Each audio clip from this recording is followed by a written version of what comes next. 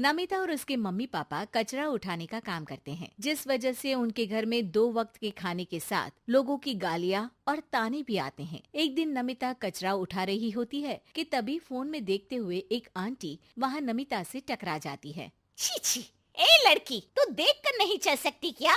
पर मैम साहब, मैं तो अपनी जगह पर ही हूँ, आप फोन में देखते हुए चल रही थी। अरे, एक कचरे वाली होकर मुझसे जुबान लड़ाती है।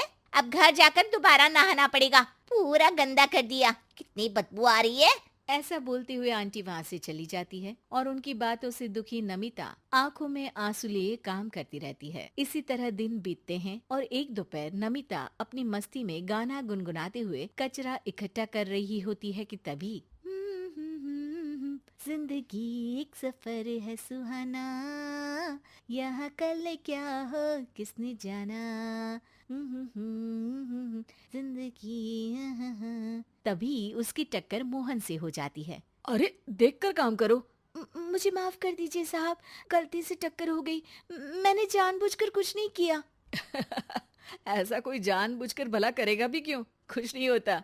सोचा नहीं था कि कभी कोई मेरे साथ इतने अच्छे से बात करेगा। अरे जो नहीं करता वो इंसान कहलाने के लायक नहीं, तुम्हें उनके बारे में सोचना तक नहीं चाहिए। मोहन वहाँ से चला जाता है और नमिता उसकी बात को सोचते हुए दोबारा काम पर लग जाती है। इसी तरह समय बीतता रहता है। एक सर्दियों की सुबह कचरा उठाते हुए नमिता ठंड की वजह से पास के घर की सीढ़ियों पर ओत लेकर बैठ जाती है। कुछ ही देर बाद उस घर की मालकिन वहाँ आ जाती है।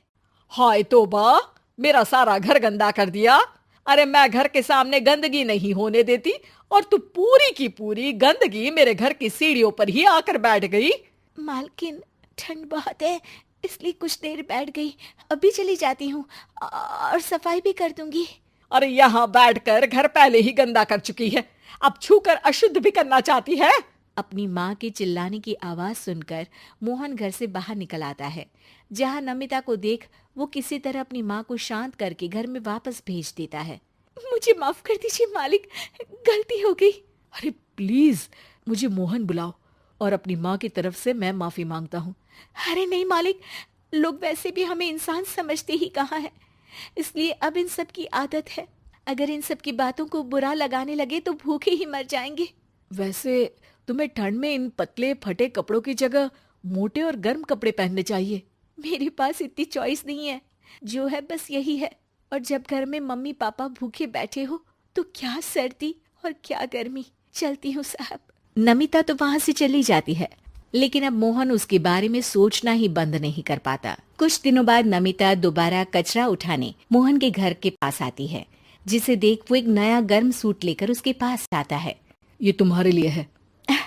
शुक्रिया मालिक, पर ये तो नया है। हाँ, किसी को गिफ्ट में नई चीज ही तो दी जाती है। हमें कोई गिफ्ट नहीं देता। हाँ, नई चीज तो बिल्कुल नहीं, पर आपका बहुत शुक्रिया। चलती हूँ, बहुत काम बाकी है। एक बार फिर नमिता मोहन को अपनी सीधी बातों और साफ दिल से प्रभावित करके चली जाती है। अब मोहन उसकी बातों और सोच में खोया रहने लगता है। जितनी बार नमिता उसके घर के करीब आती है, वो किसी न किसी बहाने उससे मिलता रहता है।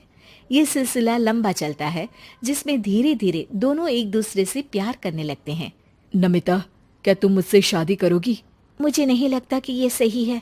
तुम्हारे घर वाले और समाज के लोग मुझे कभी नहीं अपनाएंगे। मेरी वजह से तुम क्यों अपना जीवन खराब करना चाहते हो? मेरा जीवन तुमसे शादी करने के बाद नहीं, बल्कि शादी नहीं करके खराब होगा। मेरी बात मानो, सब ठीक होगा, भरोसा रखो। मोहन के प्यार और उस पर भरोसे के साथ नमिता शादी के लिए हाँ कह देती है और अगले ही दिन वो दोनों कोर्ट मैरिज कर लेते हैं। इसके बाद मोहन नमिता को लेकर जैसे ही घर पहुंचता है तो वहाँ उसकी मम्मी, जो अपनी सहेलियों के साथ किटी पार्टी कर रही होती है, उन्हें एक साथ देखकर हैरान रह जाती है। हाय राम, कल मुही करम जली, तुझे एक दिन सीढ़ियों पर बैठने के लिए कुछ जरा बहुत बोल क्या दिया। तूने तो बदला लेने के लिए मेरा बेटा ही फंसा लिया।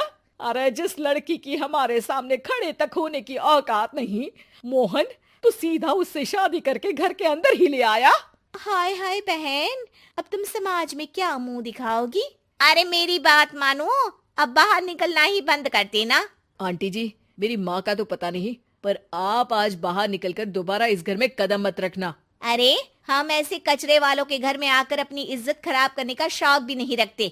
अगर यही कचरे वाली आपके घर का कचरा उठाना बंद कर दे तो उस आलीशान मकान में आप 2 दिन भी नहीं रह सकती। पता है क्यों? क्योंकि आप जितनी गंदगी फैलाते हैं ना, उसे ये साफ करती है। इसलिए आपका घर साफ रहता है और आप उस पर घमंड कर पाती है। इस हिसाब से तो आप और हम कचरे वाले हुए। ये नहीं, कुछ भी हो, बीमारी, ठंड या गर्मी, ये हमेशा अपनी फिक्र ना करते हुए आपको सेफ एंड क्लीन रखने के लिए सफाई करने आती है और आप इसे ही गंदा बोलती है। शर्म करो। मोहन की बात सुन के सबको अपने कहे पर शर्म आने लगती है, जिस पर वो नमिता से माफी मांगते हैं और मोहन की मम्मी भी उसे अपना लेती है।